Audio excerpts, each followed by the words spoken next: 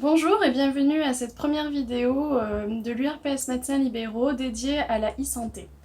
Donc je me présente, Anaïs Claire, chef de projet e-santé au sein de l'Union des médecins libéraux de Bretagne, en charge notamment des projets de télémédecine et de l'expérimentation Challenge Mobilité portée par l'Inter-URPS.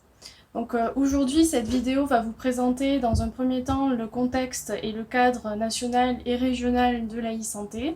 Et ensuite, on fera une petite mise en situation avec l'exemple d'un patient. Et comment utiliser autour de ce patient les différents outils numériques à votre disposition. Donc c'est à l'occasion de cette newsletter dédiée à la e-santé que nous lançons ce premier format de vidéo. J'espère qu'il vous plaira et je vous souhaite une bonne vidéo. Tout d'abord, je vais prendre quelques instants pour définir la e-santé et en exposer son périmètre. Le terme e-santé est une abréviation d'électronique et santé. Aujourd'hui, avec le développement d'Internet et des réseaux, le préfixe « i » tend à qualifier le caractère « en ligne » du mot qu'il précède. Finalement, il correspond à toute action qui est effectuée sur Internet. La e-santé est également désignée par la santé numérique ou encore la santé connectée. Selon l'Organisation mondiale de la santé, elle se définit comme les services du numérique au service du bien-être de la personne, c'est-à-dire comme l'application des nouvelles technologies de l'information et de la communication au domaine de la santé et du bien-être. Concernant le périmètre de la e-santé, il recouvre trois grandes catégories que nous allons détailler par la suite. Les systèmes d'information de santé, la télésanté et les services numériques en santé. Vous vous demandez sûrement ce qui se cache dans chacune d'entre elles. Nous allons le découvrir de suite. Commençons par la plus importante des catégories, les systèmes d'information en santé. Ils représentent la base, le socle de la e-santé. Ils structurent et organisent les échanges entre les acteurs, que ce soit en ville ou en établissement. Ils permettent également le stockage des dossiers patients et la gestion administrative et financière des structures. Les informations échangées dans ces systèmes se caractérisent par des données de santé pour le suivi des patients, des partages et transferts de documents et des transmissions d'informations au sein d'une équipe de soins. Finalement, ils représentent les fondations de la e-santé. Pour comprendre ce que représentent les systèmes d'information en santé, nous distinguons trois niveaux. Tout d'abord, il y a les programmes nationaux et régionaux issus des orientations politiques et instaurés par la stratégie de transformation du système de santé. Les outils déployés pour y répondre sont les suivants. La messagerie sécurisée en santé, le dossier pharmaceutique et le dossier médical partagé, qui est aujourd'hui piloté par la CPAM. À titre d'information, en mars 2019, près de 217 000 DMP ont été créés en Bretagne. Et il y a un autre outil qui rentre aujourd'hui dans le cadre du programme national e-parcours et qui est spécifiquement déployé en Bretagne. Il s'agit de l'outil Goualen. Ce système, à l'initiative des acteurs de la coordination, est dédié au dispositif d'appui à la coordination. Il est en réflexion en Bretagne depuis 2015 et permet de faciliter le suivi du parcours du patient complexe de manière coordonnée et partagée. Pour en savoir plus sur Goualen, je vous invite à vous rendre sur le site du GCS e-santé où des vidéos explicatives sont à votre disposition. Ensuite, l'on retrouve tous les systèmes d'information des établissements sanitaires et médico-sociaux dédiés à leur gestion interne. Et enfin, nous avons l'ensemble des logiciels métiers pour vous, professionnels de santé libéraux. En fonction de votre type d'exercice, individuel, en groupe ou en pluriprofessionnel, vous utilisez le logiciel métier de votre choix ou bien un logiciel métier labellisé par l'ASIP Santé parmi les 17 qui existent si vous exercez en maison ou centre de santé. Et parfois même, il vous arrive d'utiliser les deux. À ce niveau sont également identifiés les outils de coordination en mobilité. Ces derniers permettent le suivi du patient par l'équipe de soins de proximité à travers un usage en mobilité pour la transmission d'informations instantanées et sécurisées sur le patient. Actuellement, les URPS de Bretagne mènent une expérimentation appelée Challenge Mobilité, tant le besoin a été ressenti sur le terrain pour l'acquisition de ce type d'outils dans le but de fluidifier les échanges entre professionnels de santé. Les trois outils qui apparaissent ici, PandaLab, le RSPS et Globule, sont ceux qui sont testés mais il en existe bien évidemment d'autres. Si vous souhaitez en savoir plus sur le projet Challenge Mobilité et ses résultats, je vous invite à vous rendre sur notre site internet rubrique e-santé. Passons maintenant à la deuxième catégorie, la télésanté. Elle regroupe un ensemble d'actes et d'outils numériques qui favorisent le maintien au domicile des patients et facilitent l'accès aux soins. Ces outils sont donc des supports à la pratique professionnelle. Les principales informations transmises relèvent de l'envoi de documents, de demandes d'avis spécialisés, de suivi des constantes dans le cas de maladies chroniques pour l'analyse des données remontées. Alors, quels actes et quels outils correspondent à la télésanté ? La télésanté se compose de 3 catégories. Tout d'abord, elle comprend la télémédecine et ses 5 actes médicaux associés que je vais vous présenter en les illustrant par des exemples. Le premier d'entre eux est la téléconsultation. Un de vos patients est admis en EHPAD et vous ne pouvez vous déplacer pour effectuer une consultation de suivi à domicile. La téléconsultation vous permet de réaliser cette consultation à distance grâce à un outil de vidéotransmission sécurisé. En Bretagne, le GCSI Santé propose l'outil Apizee pour la réalisation de téléconsultations avec un module de paiement disponible à la fin de votre acte. Ensuite, il y a la téléexpertise. En tant que médecin, vous avez besoin de l'avis d'un médecin spécialiste pour la prise en charge de l'un de vos patients. Vous transmettez votre demande d'avis à un médecin spécialiste via un outil de messagerie sécurisé. C'est de la téléexpertise. Sachez qu'en Bretagne, il existe 4 types de messagerie sécurisée. e-santé Bretagne, la messagerie proposée par le GCSI Santé, MS Santé, proposée par la ZIP Santé, la messagerie Mailiz, qui est la messagerie des ordres, et la messagerie AppyCrypt, qui est la messagerie la plus développée aujourd'hui chez les médecins libéraux. Il est bon de rappeler à ce niveau-là que la téléexpertise est réglementée et s'effectue dans un cadre bien défini. L'acte, pour être validé, doit aboutir sur un compte-rendu du médecin spécialiste. L'utilisation du SMS pour une demande d'avis n'est donc pas de la téléexpertise. Je réaliserai sûrement une vidéo dédiée à la télémédecine et à ses particularités. N'hésitez pas à me dire si ce sujet vous intéresse en commentant cette vidéo. Ensuite, il y a l'acte de télésurveillance. Cet acte vous permet d'interpréter à distance les données recueillies sur le lieu de vie du patient à l'aide d'un dispositif médical connecté. Il est utilisé dans le suivi des maladies chroniques telles que le diabète ou encore les insuffisances rénales ou respiratoires. La téléassistance, quant à elle, vous permet de réaliser un acte médical à l'aide en simultané de l'un de vos confrères. C'est le cas notamment pour des gestes chirurgicaux complexes. Et enfin, le 5e et dernier acte, reconnu comme étant de la télémédecine, est la régulation médicale via le centre 15. Le professionnel médical du centre 15 donne un premier diagnostic sur l'état du patient par téléphone et oriente vers la prise en charge la plus adaptée. La deuxième catégorie est le télésoin. C'est un nouvel acte introduit dans la loi Ma Santé 2022 et son article 53. Il se définit comme la pratique de soins à distance utilisant les technologies de l'information et de la communication entre un patient et un ou plusieurs pharmaciens ou professionnels paramédicaux. Un arrêté ministériel et un décret viendront préciser cette nouvelle activité et ses conditions de mise en œuvre. Enfin, il y a la M-Santé pour mobile et santé. Il s'agit là des applications bien-être et santé recueillant la donnée de santé depuis votre mobile.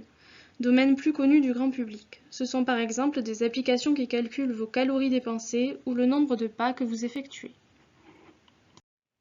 Enfin, la troisième et dernière catégorie de la e-santé est représentée par les services numériques en santé, c'est-à-dire l'ensemble des outils qui facilitent la mise en relation, que ce soit entre le patient et son médecin ou entre les professionnels de santé.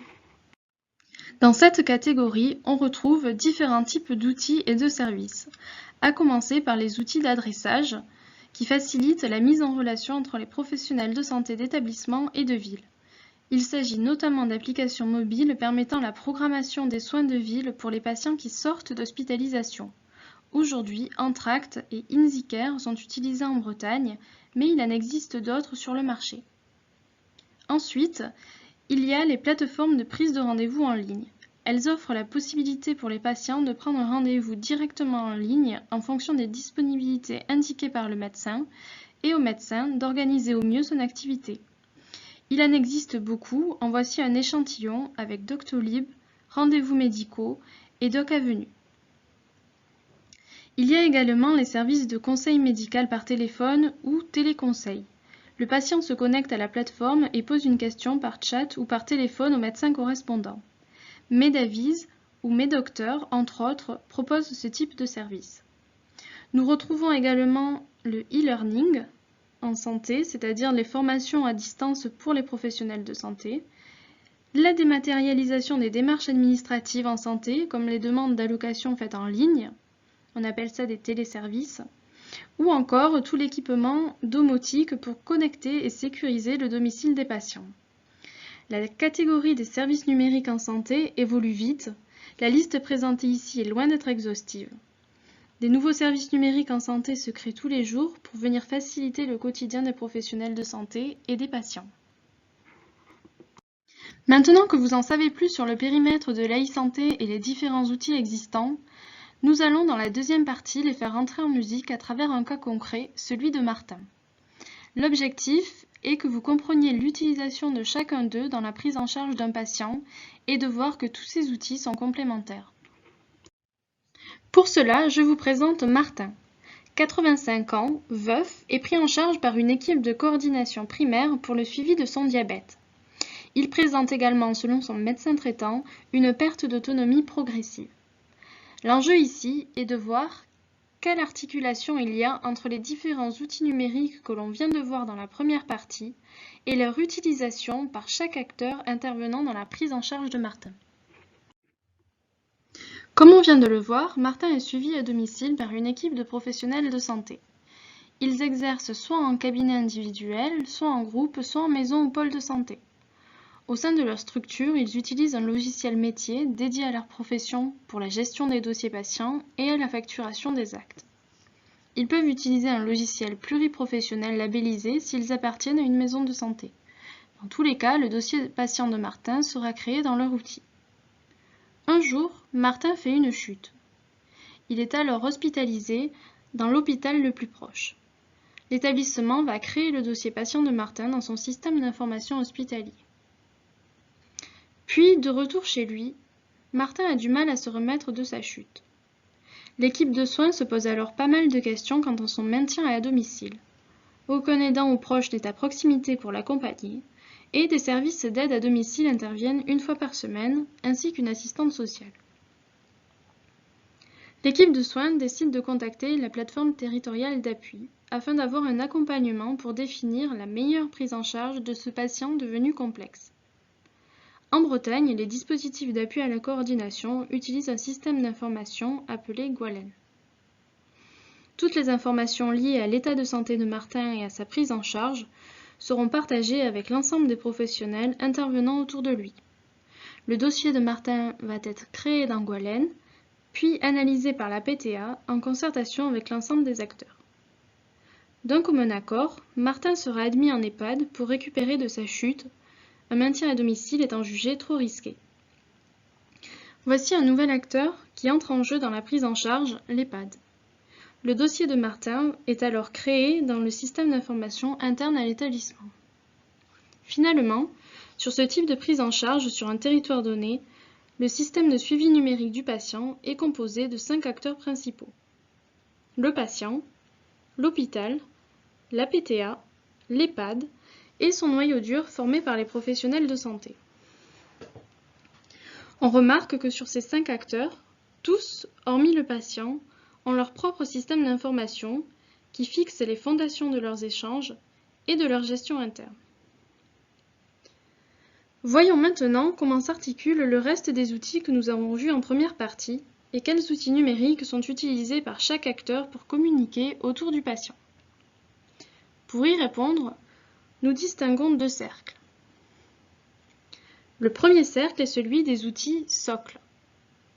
Nous retrouvons ici le dossier pharmaceutique, les différents types de messagerie sécurisée, le DMP, ainsi que les outils de messagerie instantanée et sécurisée en mobilité dédiés à l'équipe de soins de proximité. Ce premier cercle comprend l'ensemble des outils indispensables à la gestion des données patients et au partage de l'information entre professionnels de santé, de ville et d'établissement, et également de partage d'informations avec le patient lui-même via le DMP. Le deuxième cercle est celui des outils support. Il s'agit là des outils apportant une aide à la pratique et facilitant la mise en relation des acteurs de la prise en charge. Le jour de sa sortie d'hospitalisation, l'établissement où a séjourné Martin a directement programmé ses soins infirmiers via une application d'adressage pour bien anticiper sa sortie d'hospitalisation et son retour au domicile. Le recours à une plateforme de prise de rendez-vous en ligne a été également nécessaire pour prendre le rendez-vous chez le kiné pour la rééducation de Martin. Ensuite, lors de son admission en EHPAD, les dispositifs de télémédecine ont permis au médecin traitant de Martin de réaliser une téléconsultation de contrôle. Il a de cette manière évité un déplacement de Martin. La principale caractéristique des outils appartenant à ce deuxième cercle est qu'ils seront utilisés de manière ponctuelle dans la prise en charge et quand celle-ci le permettra. Si l'on prend un peu de recul, ces deux cercles composés de l'ensemble des outils gravitent de manière continue autour du noyau dur représenté par les professionnels de santé libéraux et leur permettent de tisser une interaction entre eux et les autres acteurs. Cette rotation continue leur permet d'utiliser les outils numériques adéquats au moment opportun et vers les bons interlocuteurs.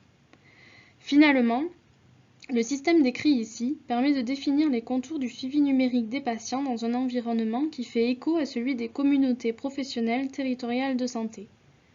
Ça permet d'obtenir une base pour la modélisation de l'interaction potentielle des acteurs d'une CPTS. Et voilà, c'est terminé pour cette première vidéo consacrée à la e-santé. J'espère que le cas de Martin vous aura permis de mieux saisir l'utilisation des différents outils à votre disposition en Bretagne.